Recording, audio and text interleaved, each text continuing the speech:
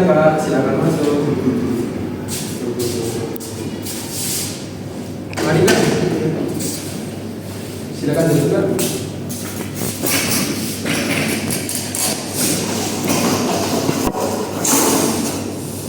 Baik Kak, sebelum saya memulai sesi konselingnya, alangkah baiknya saya memperkenalkan diri saya sendiri. Nama saya Hilmi Zaki Ramadan.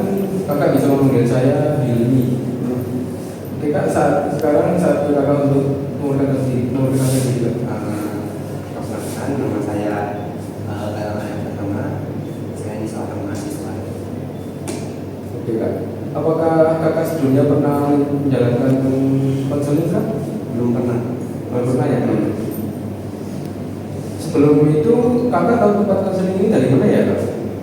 Dari teman sih, teman rekomendasi tempat konseling itu. Baiklah. Jadi sebelum itu saya akan menjelaskan apa itu konseling ya Kak ya.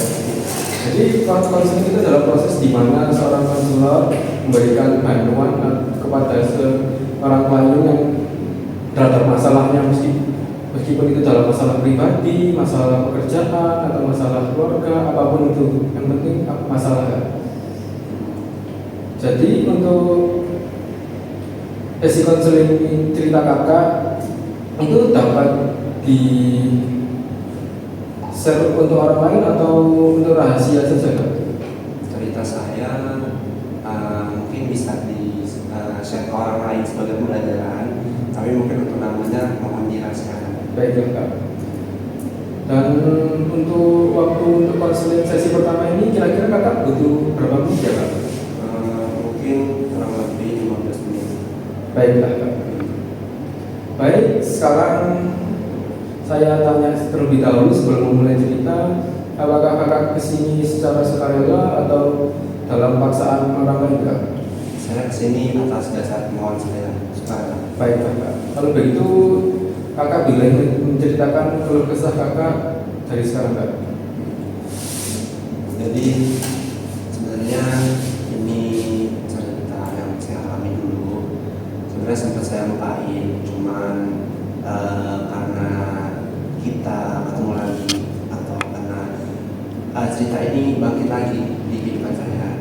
Jadi dulu saya pernah punya teman pas SMP, saya punya teman, bisa dibilang dia tuh teman dekat saya. Cuman dia tuh anaknya emang kurang aja dalam artian suka membuli, semena-mena. Jujur, saya nggak pernah dibully sama dia, makanya itu juga kita menang. Cuman saya nggak terlalu suka sifat dia. Pernah suatu waktu dia nyoba untuk bisa dibilang melakukan tindakan bully ke saya. Cuman karena saya nggak suka, saya akan membela diri. Sempat ada perkelahian dan juga kita sempat masuk BK. Ya, ada beberapa luka juga. Dan itu juga kan masih di SMP. Sebenarnya awalnya saya pikir ya sudah, saya biarkan aja itu berlalu karena mungkin masih anak kecil juga. Cuman saya nggak tahu kenapa kayak sekitar setahun 2 tahun kemudian dia tuh kayak apa ya, mengganggu hidup saya. Jujur saya tuh gak enak karena diganggu. Sebenarnya bukannya saya takut, cuman saya merasa terganggu aja. Kayak misalkan tiba-tiba dia mengganggu, ya banyak, bisa dia tiba-tiba teror karena akun fake atau apa. Awalnya sih ya mungkin awalnya saya kira itu orang asli, cuma setelah saya selidiki ternyata itu tuh ya emang dia orangnya. Ternyata dia tuh masuk ke dendam ke saya. Jujur pas beberapa tahun kemudian semenjak SMA itu saya ketemu lagi sama dia.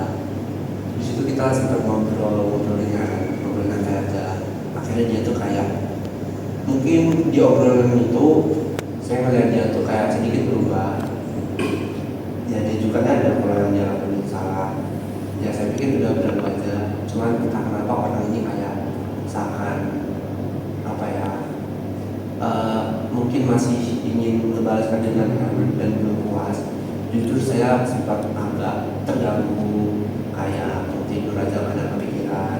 Nah padahal itu tuh udah masa lalu. Ya mungkin saya juga ada salah di masa lalu. Cuman kayaknya kalau untuk dibawa-bawa sampai sekarang itu enggak terlalu kanak-kanak banget. Jujur pada saat saya rasanya tuh sedih banget, apalagi itu teman dekat saya. Dan belum lagi dia tuh nggak bawanya karena sendiri, tapi bawanya karena orang tua juga. Jadi nggak cuma kita tapi orang tua tahu, yang dimana orang tua itu kan bisa dibilang apa ya, orang yang paling kita sayangi ya. Kalau misalkan dia tahu kita ada masalah, ya perasaan kita sendiri bakal sedih melihatnya. Apalagi sempat ada beberapa kayak tangisan dari orang tua sedih. Jujur saya nggak tahu harus kayak gimana. Oh, gitu ya Pak. Jadi apakah Kakak pernah berbicara dua mata bersama teman Anda itu untuk menyelesaikan masalah? Pernah Kak, cuman mungkin kalau untuk menyelesaikan masalah itu belum pernah Kak. Kita cuma ngobrol-ngobrol ringan aja, kayak nanya apa, kayak misalkan nanya apa kabar, terus nanya gimana semangatnya. Cuman kalau untuk bawa-bawa ke masalah itu kita belum pernah Kak. Baiklah, kalau begitu apakah teror itu masih berjalan sampai sekarang Kak? Atau sudah berhenti Kak? Jujur, kalau dibilang berhenti saya kurang tahu, karena ya sebenarnya pas di teror itu juga saya sempat ngalamin, saya juga saya cari orangnya. Cuman kalau untuk SMA kuliah ini, alhamdulillah dia udah jarang banget. Dan mungkin bisa sebulan tuh hanya bisa dihitung jari. Cuman untuk SMA itu sempat agak ngedown juga gara-gara itu, karena dia terlalu banyak ngumpulin masalah di hidup saya, padahal itu kan cuma masalah itu ya. iya udah berlalu. Apakah Kakak tidak berpikir untuk memblokir akun Sudah WhatsApp atau Instagram? sudah semua akun saya blokir, cuma entah kenapa dia kayak membuat akun baru dan dia ada lagi. Jadi dia terus selalu membuat baru untuk mengganggu Anda. Belum lagi orang tersebut, sebenarnya orang tersebut tuh bisa dibilang punya kuasa, karena orang tuanya juga bisa dibilang dari keluarga terkadang. Ayahnya itu polisi, ibunya itu PNS. Nah sedangkan saya ya hanya ayah saya hanya dulu, ibu saya ibu rumah tangga, karena saya juga nggak bisa gitu banyak melawan. Saya udah nggak tahu lagi. Dan apakah kedua orang tua teman kamu sama kamu sudah pernah bertemu satu sama lain? Kalau untuk orang tua belum. Cuman saya yakin 100% orang tua dia maupun orang tua saya udah tahu. Mungkin apa ya? Jadi untuk masalah ini sama masalah tentang pertemanan ya kayak. Jadi menurut saya kalau bisa masnya ini kalau bisa untuk mengabaikan dia atau menggunakan metode untuk mencoba untuk bodo amat gitu, apakah perlu dicoba bodo amat atau tidak? Dan belum coba melupakan itu Belum pernah. Karena dia selalu mengganggu hidup saya. Kadang saya pengen kesal. misalnya saya jangan melakukan hal yang aneh ya kan, dan takutnya malah menjadi masalah yang lebih panjang seperti ntar terjadi pembunuhan atau apa. Jadi kalau ditahan ya kan. Jadi menurut saya itu kalau masalah kali ini cukup untuk diabaikan saja ya kan, dan jangan melakukan hal yang aneh dan sampai ke ranah yang lebih lanjut. Dan memang kalau masalah pertemanan ini memang rada agak sulit ya kan, kan apalagi teman dekat ya kan. Tapi siapa sangka dia malah menjadi masalah dalam hidup Anda. Apakah teman lain pernah memberikan solusi kepada Anda? Jujur untuk masalah ini saya nggak pernah cerita ke orang lain. Jadi saya baru pertama kali yang mendengarkannya. Ya, Oke Kak, untuk ini mungkin bisa mencoba metode utama ini tadi Kak. Saya itu mungkin bisa sangat efektif untuk kakak yang sangat terganggu atau dengan apa ya, dia selalu ngechat kakak atau selalu stalking kakak. Mungkin kakak bisa langsung dibodoh amatin aja gitu Kak, biar dia tuh capek sendiri gitu Kak. Kalau soalnya kalau direspon terus malah dianya yang kayak semakin seru dan kakak bisa berhenti. dan apabila saya kebawa emosi itu bagaimana ya Pak? karena kan jujur saya nggak pernah cerita ke orang lain. Jadi kalau misalkan saya kebawa emosi dari menahan itu ada solusi tertentu kayak kan? Untuk nahan mungkin bisa dialihkan ke hal lain mungkin Kak. Kalau Kakak punya hobi apa ya? Hobi apa ya Kak? Ada hobi yang paling saya suka, salah satu hobi terbaik di muka bumi, nonton anime. Itu bisa Kakak nonton anime saja atau nonton film atau main game, soalnya itu mungkin bisa membuat pengalihan isu. Tapi itu Kak, saya itu terlalu sulit tuh Kak.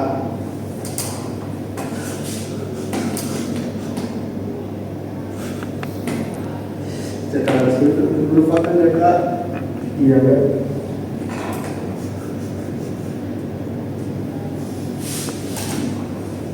Alasannya ya Kak? Ya mungkin untuk itu mungkin Kakak bisa mencoba ketika ada masalah mencoba bicara menjadi teman biar kita melakukan hal yang aneh Kak, biar nggak sampai terbawa emosi dan melakukan hal yang tidak diperlukan Kak. Apakah saya perlu mencari solusi ke orang tua?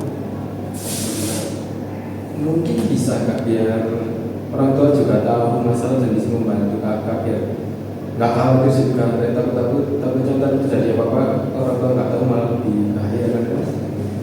Tapi apabila orang tuanya malah nggak terima dan saat malah dia yang menjaga sendiri, bagaimana Kak? Kalau kayak gitu sebaiknya jangan sih Kak, takutnya ntar malah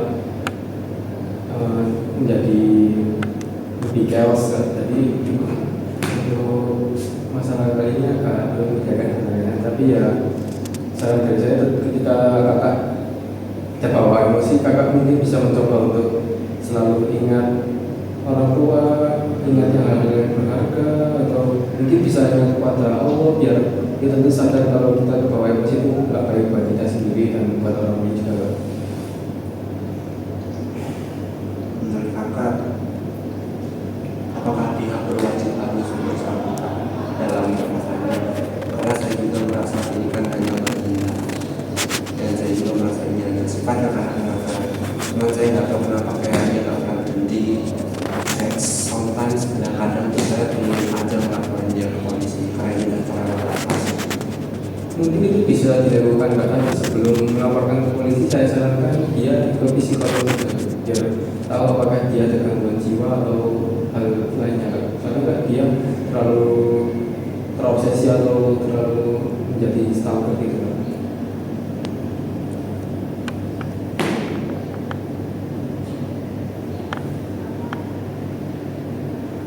Saya tuh kesel sama dia mas.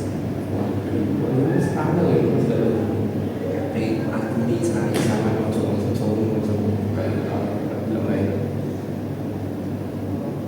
jadi yang harus saya lakukan itu apa? Pertama ya apa yang saja kayak nggak ada, dianggap aja dia itu nggak ada di media, biarin aja kayak dia itu kayak setan gitu lah, nggak ada.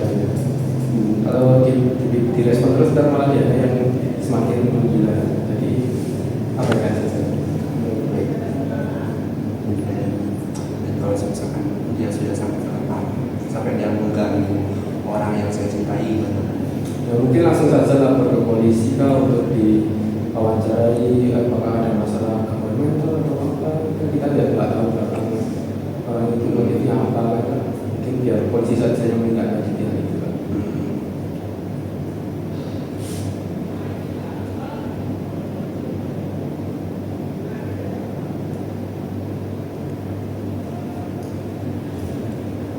perasaan saya setelah dengar ini cukup lega. Ya, akan tapi jujur masih ada rasa kesel. Saya nggak tahu harus gimana rasanya itu jujur. Ya, mungkin saya cuma bisa ya berdoa aja ya. Nah, mungkin untuk melampiaskan hal kesel itu mungkin bisa kakak bisa pergi ke gym ya kak, biar stresnya itu teralihkan ke hal yang positif dan tak melakukan hal yang negatif.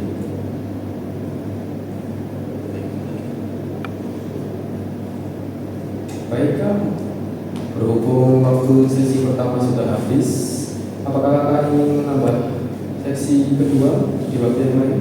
Mungkin cukup Pak. Apabila nanti ada masalah saya bakal sebenarnya. Baiklah.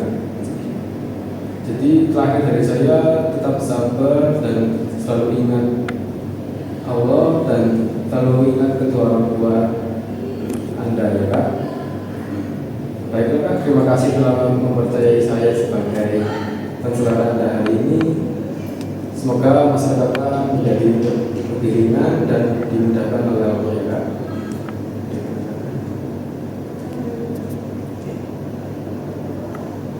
Mungkin sedikit aja sih terima kasih atas membuat tempat cerita buat saya sedikit lega untuk cerita karena sebelum ini kan kepada ya, terima kasih ya Pak. Terima kasih ya Kak.